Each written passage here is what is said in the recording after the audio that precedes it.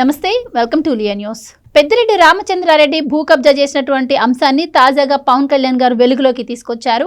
ఈయన రికార్డులను తారుమారు చేసి మరీ అటవీ భూమిని కొట్టేశారు అని చెప్పి పవన్ కళ్యాణ్ గారే స్వయంగా అంటున్నారు. దీనికి సంబంధించి పూర్తి వివరాలు కావాలని చెప్పి ఆయన అధికారులను కూడా ఆదేశించినట్టు తెలుస్తోంది. మరి ఈ నేపథ్యంలో పెద్దిరెడ్డి రామచంద్రారెడ్డికి సంబంధించి ఏం జరిగే అవకాశం ఉంది అన్న విషయాలు తెలుసుకుందాం. మనతో పాటు ఉన్నారు సీనియర్ జర్నలిస్ట్ దుర్గా కుమార్ గారు. నమస్కారం అండి. నమస్కారం మగవర్ధిని, మన వీక్షకులు కూడా. సార్, పెద్దిరెడ్డి రామచంద్రారెడ్డి గారి గురించి అధికారం మారిపోయిన తర్వాత చాలా ఆరోపణలు ఆయన పైన వచ్చాయండి.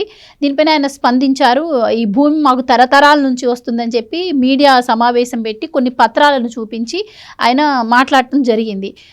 కానీ అప్పటి నుంచి ఈ కేసు మళ్ళీ కొంచెం స్లో అయిందనే చెప్పాలి. ఇప్పుడు తాజాగా అటవీ శాఖ మంత్రిగా ఉన్నటువంటి పవన్ కళ్యాణ్ గారే దీనిపైన దృష్టి పెట్టి కబ్జా జరిగిన మాట వాస్తవం అని చెప్పి ఆయన ఏరియల్ సర్వే ద్వారా వీడియోను కూడా రిలీజ్ చేశారు.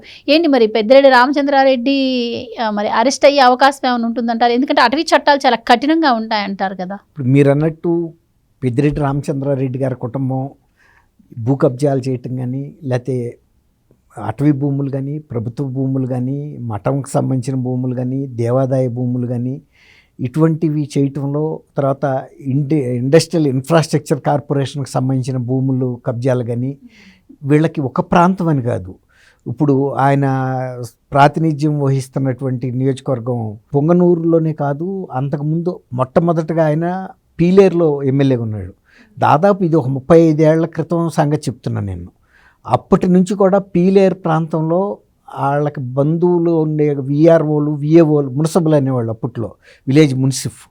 అలాంటి వాళ్ళని అడ్డం పెట్టుకుని ఈ అటవీ భూముల్ని ఆ సర్వేలో పొక్కలైనర్లు పెట్టించి నెలల పాటు వాటిని క్లియర్ చేయించేసి ఆక్రమించుకున్న సందర్భాలు అనేక ఉన్నాయి. అది ఏదో రహస్యంగా పట్టాలు కట్టుకునో లేకపోతే రాత్రిపూట జరిగింది కాదు, బహిరంగంగా జరిగిన భూ ఆక్రమణలో ఉమ్మడి చిత్తూరు జిల్లాలో అందరికీ తెలుసు. అసలు ఏ గ్రామాల్లో ఫారెస్ట్ భూముల్ని ఈయన ఆక్రమించాడని ఓరల్గా అడిగితే కూడా చాలా సార్ల ఈ కూటమి ప్రభుత్వంలో ఒక 60 ఏళ్ల వయసున్న నాయకులు ఎవరైనా చెప్పగలరు. ముందు ప్రాథమికంగా ఆయన ఏ గ్రామాల్లో ఏ సర్వే నెంబర్లు ఆక్రమించాడో పట్టుకుని, అవి అటవీ శాఖ భూములు అయినప్పుడు వాటికి సంబంధించిన రికార్డులు ప్రిన్సిపల్ కన్జర్వేటర్ ఆఫ్ ఫారెస్ట్స్ అని రాష్ట్ర స్థాయి అధికారి ఉంటారు. అది చీఫ్ సెక్రటరీకి సమానమైన హోదాగల పదవి. అది ఐఎఫ్ఎస్ ఆఫీసర్లు ఉంటారు, వాళ్ళ దగ్గర రికార్డు ఉంటుంది. ఇది కేంద్ర ప్రభుత్వంలో కూడా అటవీ శాఖ దగ్గర కూడా ఉంటాయి. ఇక్కడ చిన్న కార్యాలయాల్లో మార్పులు చేర్పులు చేయించుకున్న వాళ్ళ అధికారాన్ని ఉపయోగించుకుని గతంలో ఉండే ఈ సెటిలైట్ ఫొటోస్, మ్యాప్స్ ద్వారా కూడా అటవీ భూముల్ని గుర్తించవచ్చు. ఎక్కడ అటవీ భూములు ఉన్నాయి, ఎక్కడ వాళ్ళు వాటిని సదును చేసేసి ఆక్రమించుకున్నారనేది చెప్పొచ్చు. విలేజ్లోనే తెలిసిపోద్ది. ముందు కార్యకర్తలు ప్రజలే చెబుతారు, ఇది రహస్యం ఏం లేదు. ఆయన గతంలో పీలేరులో చాలా రాజ్యం పరిపాలించాడు. ఒక ఎమ్మెల్యేగా కాదు, ఒక రాజుగానే పరిపాలించాడు. అక్కడ కూడా ఆక్రమించాడు. అట్లాగే ఇప్పుడు వెళ్ళిన ఈ నియోజకవర్గం పొంగనూరు, తర్వాత తంబళ్ళపల్లి వాళ్ళ తమ్ముడు ఉన్న నియోజకవర్గం ఉన్నాయి. తర్వాత మనం ఇక్కడ ఒకటి గమనించాలి ఏంటంటే, మిథున్ రెడ్డి గారు వాళ్ళ అబ్బాయి రాజంపేట ఎమ్మెల్యే, ఇది 3వసారి. ఆయన వైఎస్ఆర్సీపీకి లోక్సభ పక్ష నాయకుడు. తను అరెస్ట్ అవ్వటానికి ఒక 5-6 రోజుల ముందు ఒక ఛాలెంజ్ ఇసిరాడు. మా కుటుంబం మీద లిక్కర్ కేసుకు సంబంధించి కానీ, భూ ఆక్రమణలు, తర్వాత ఫారెస్ట్ భూములని, లేకపోతే మఠం భూములని, ఇరిగేషన్ భూములని, చెరువులని, అట్లా అన్నీ వచ్చినాయి. ఎక్కడా సాక్ష్యాధారాలు లేకపోబట్టే మమ్మల్ని ఏం చేయలేకపోయారని ఛాలెంజ్ చేసిన 4-5 రోజుల్లోనే ఆయనే అరెస్ట్ అయ్యాడు. ఒక 5 కోట్ల రూపాయలు డిస్టిలరీస్ నుంచి అక్రమంగా ఆయనకి సంబంధించిన ఒక కంపెనీలో పడిన సాక్ష్యాధారాలకి ఆయన రుజువులు ఇవ్వలేకపోయాడు. తర్వాత బెయిల్ వచ్చింది వేరే మాట. బెయిల్ రావడంతో అది కేసు పోద్దని కాదు. అంటే ఆ సవాలు అంత డేర్గా చేశారు కానీ ఆ తర్వాత లేదు. ఇప్పుడు మంగళంపేటలో 104 ఎకరాలు అటవీ మధ్యలో ఒక ప్రైవేట్ సర్వే నెంబర్ ఉండటం అనేది ఉండదు. ఒకవేళ సర్వే నెంబర్ ఉందనే అనుకుందాం, ఉంటే దానికి ఒక రాచబాటు ఉండే అవకాశం లేదు. ఎందుకంటే ఫారెస్ట్లో నుంచి ఒక తార్ రోడ్డు ఎట్టా వేస్తారు ఆ భూమికి? ఇది అంతా కూడా చుట్టుపక్కలంతా కూడా రిజర్వ్ ఫారెస్ట్, వేయటానికి వీలు లేదు. మహా ఉంటే తనకు పొలం ఉంటే అడవిలోంచి నడిచి వెళ్తే ఎవడో అభ్యంతరం పెట్టకపోవచ్చు. ఆ రోజుల్లో వాళ్ళ పూర్వీకులు ఉంటే ఒక ఎద్దులు తోలుకునో వెళ్ళి ఉండొచ్చు, లేకపోతే అక్కడ ఏదైనా పండితే గంపలకి ఎత్తుకుని నెత్తి మీద పెట్టుకుని మోసుకొచ్చి ఉండొచ్చు. ఇంత హైవే కూడా వేశారంటే ఆయన అటవీ మంత్రిగా ఉన్నప్పుడు అది ఆ భూమి అంతా కూడా ప్రభుత్వాందే కదా. రెండోది, ఇప్పుడు ఇంత సాక్ష్యాధారాలతో దొరికిన తర్వాత జగన్మోహన్ రెడ్డి గారు తను ముఖ్యమంత్రి అయిన మర్నాడే ఐఏఎస్ ఐపీఎస్ ఆఫీసర్ల సమీక్షా సమావేశం పెట్టి ఈ భవనం రేపు పొద్దున్నే కూలగొడతామని ఇచ్చిన ఆదేశాలతో కూలిపోయిందా లేదా? జగన్మోహన్ రెడ్డి అంత ప్రభుత్వ భవనాన్ని కూల్చినప్పుడు, అటవీ భూమిని ఆక్రమించినప్పుడు ఇంకా మేనమేషాలు లెక్క పెట్టాల్సిన అవసరం ఏముంది? బుల్డోజర్లను పంపించేసి మొత్తం ఇప్పుడు జగన్మోహన్ రెడ్డి గారు ఎంత ఫెన్సింగ్ ఏర్పాట్లు చేశాడో, అటవీ లోపల వీళ్ళు గెస్ట్ హౌస్లు, వీళ్ళకి సంబంధించిన క్రీడా కార్యక్రమాలకు సంబంధించిన కాంప్లెక్స్లు కట్టుకుని దాని చుట్టూ ఫెన్సింగ్ పెట్టారు. అంటే పర్యావరణాన్ని, వన్యప్రాణుల జీవితాలను కూడా ప్రభావితం చేసేటువంటి పరిస్థితి. రోడ్లు వేసి దాని మీద వీళ్ళ అతిథులో వీళ్ళు రాత్రిపూట వెళ్తుంటే, శ్రీశైలం లాంటి పబ్లిక్ రోడ్డు మీదే రాత్రి 10 తర్వాత వెహికల్స్ని వెళ్ళనివ్వరు కదా, మనకు తెలుసు కదా, అక్కడ ఆపేస్తారు యువతలే. అట్లాగే ఇప్పుడు అక్కడ వేసినప్పుడు బుల్డోజర్లు పంపేసి ముందు ఎన్ కన్వెన్షన్ ఇక్కడ కూల్చారు కదా. ఎన్ కన్వెన్షన్ అతను కాదు అని ఒక నిర్ధారణకు వచ్చిన తర్వాత ఇక మేనమేషాలు ఏం లేదు, కోర్టులకు కూడా వెళ్లకుండానే కూల్చి అవతల పడేశారు. తర్వాత అతను కూడా వెళ్ళలేకపోయాడు, ఎందుకంటే వాస్తవం తప్పు అతను ఉంది కాబట్టి. అట్లాగే 104 ఎకరాలు అతను కట్టుకుని తర్వాత సీకే దిన్నయ్యను కడప దగ్గర సజ్జల రామకృష్ణారెడ్డి కూడా ఇరిగేషన్కి సంబంధించిన భూములు, దేవాదాయ శాఖ భూములు, లేకపోతే ఫారెస్ట్ భూములు కూడా ఆక్రమించాడు కదా. తను కూడా ఒక 120 ఎకరాల ఎస్టేట్లో దాదాపు 40 ఎకరాల్లో ఎంతో ప్రభుత్వ భూమి ఉందని సర్వేలు నిర్ధారించినాయి. 3 రకాల డిపార్ట్మెంట్లు సర్వే చేసినాయి, రుజువైనవి. ఇంకా రుజువైన తర్వాత ఇంకా వీళ్ళు ప్రజలు కూడా ఏం కోరుకుంటున్నారంటే, వీళ్ళు తప్పులు చేశారు, భూములు కబ్జా చేశారు, దౌర్జన్యాలు దాష్టికాలు చేశారు, అక్రమంగా కల్తీ మద్యం ద్వారా సంపాదించారు, అందువల్లే ప్రజలుగా మేము ఇవ్వాల్సిన తీర్పు ఇచ్చేసాము. ఆ తర్వాత చట్టపరంగా తీసుకోవాల్సిన చర్యలు ఎన్నికైన ప్రభుత్వం తీసుకోవాలని వాళ్ళు కోరుకుంటున్నారు. అట్లాంటప్పుడు ఈ వీడియోలు ఎన్ని రిలీజ్ చేయటం బాగానే ఉంది. ఆ వీడియోలతో పాటు అక్కడికి వెళ్ళిపోయి కనుక పొక్లైనర్లో బుల్డోజర్లను పెట్టి కనుక నేలమట్టం చేసేసి క్లియర్ చేసి ఆ డబ్బులు కూడా వీళ్ళ దగ్గరే వసూలు చేయాలి. ఎందుకంటే ఆ పర్యావరణాన్ని చెడగొట్టింది వీళ్ళు కాబట్టి క్లీన్ చేయడానికి. అప్పుడు వీళ్ళు వెళ్ళి కోర్టు ముందు ప్రూవ్ చేసుకోవాలంటే ముందు వాళ్ళు చూపించుకోవాలి ఆయనది అని చూపించడానికి. తర్వాత గతం నుంచి అటవీ భూముల్లో సర్వే నెంబర్లో ఉన్న భూమి ప్రైవేట్ వ్యక్తులకు ఎట్టా వెళ్తాయి?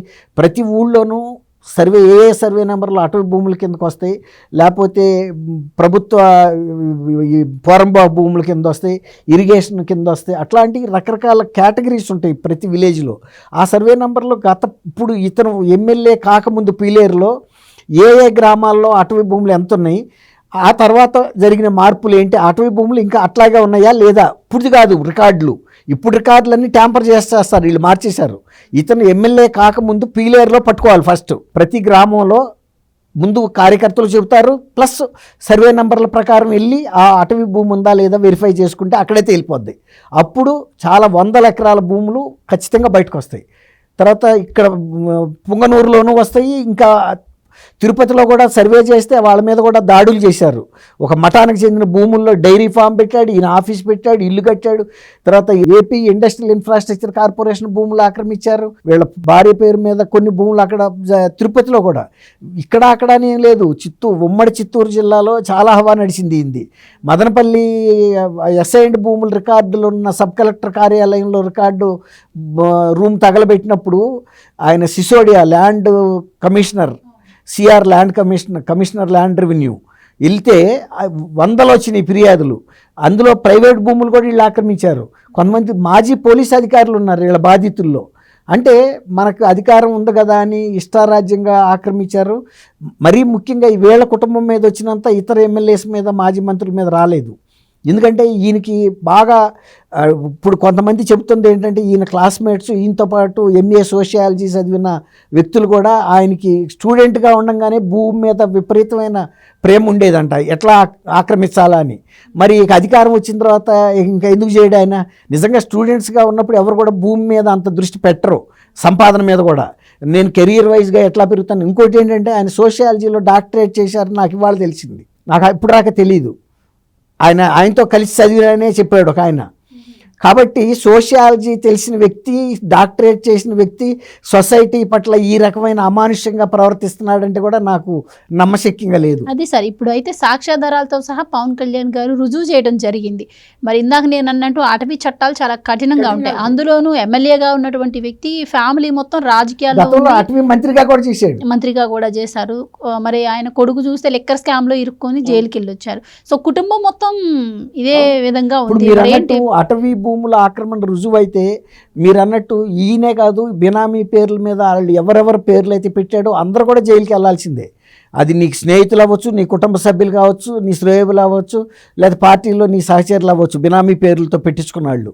ఆ రోజు వాళ్ళు ఏం చెబుతారు, నేను ఆక్రమించలేదు, పలానా ఆయన ఆక్రమించిన ఆ పేరు మీద పెట్టాడనే వాస్తవాలు బయటకు వస్తాయి కదా. ఇవాళ ధర్మారెడ్డి చెప్పాడు కదా, అవును నా దగ్గరికి కూడా వచ్చింది కల్తీ అయినట్టు రిపోర్టు, ఆ రోజు చర్య తీసుకోపోవటం తప్పేనని ఒప్పుకున్నాడు కదా. సుబ్బారెడ్డి గారికి కూడా ఈ సంగతి తెలుసు అని చెప్పాడు కదా. నేను ఆ ప్రతినిధులతో మాట్లాడింది, ఏం మాట్లాడతాడు, ఈ కిక్ బ్యాక్స్ గురించేగా నువ్వు మాట్లాడేది. ఇప్పుడు నువ్వు తీసుకొచ్చి ఇవ్వు ఆ డబ్బులు, నేను అధిష్టానం ఎవరైతే నాకు చెప్పారో వాళ్ళకి సప్లై చేశాడు, కొంత ఆయన కూడా తీసుకుని ఉంటాడు. ఇప్పుడు అన్నం వడ్డిచ్చే చేతికి మెతుకులు అంటుకోకుండా పావు కదా. మరి ఆయన పాత్ర ఎంతవరకు ఉందో అంత ఆయన తీసుకుంటాడు, చెప్పకుండా తీసుకుంటాడు. కాబట్టి ఈ అటవీ చట్టాలు కఠినత్వాన్ని వీళ్ళు ఈ వీడియోల రూపంలో కన్నా ఈ అధికారం అనేది ఎక్కువసేపే ఉండదు. ఇప్పుడు 1 సంవత్సరంన్నర పైన ఇప్పుడు అయిపోయింది, 17 నెలలు. తొందరగా కనుక వీళ్ళు ఇట్లాంటి వాళ్ళని కనుక చర్య తీసుకుని జైల్లో పెడితే ప్రజలకు కూడా మనశ్శాంతి ఉంటుంది. తర్వాత ఆ భూములు కూడా రికవరీ చేసి మళ్ళీ అటవీ రీఫారెస్టేషన్ జరగాలి. అక్కడ మళ్ళీ అటవీ వృక్షాలు పెట్టి దాన్ని పునరుద్ధరించాలి. అప్పుడు ప్రజలకు కూడా ఒక సమాధానం చెప్పినట్టు అవుతుంది. కూటమి ప్రభుత్వ బాధ్యత అది. ప్రజలు ఇచ్చిన బాధ్యతని నెరవేర్చి దోషులుగా నిర్మించాలి, ఆక్రమించిన భూములు తీసుకొచ్చి ప్రభుత్వ ఖజానాకి జమ చేయాలి. ఇది చాలా త్వరితంగా జరగాల్సిన అంశం. ఇది ఊరికే ఎగ్జిబిషన్గా అట్లయితే చర్చలతో కాలయాపన జరిగితే దొంగలు పారిపోతారు. అది. Thank you so much. Thank you అమ్మా మన వీక్షకులు. Please subscribe to Leo News for more videos.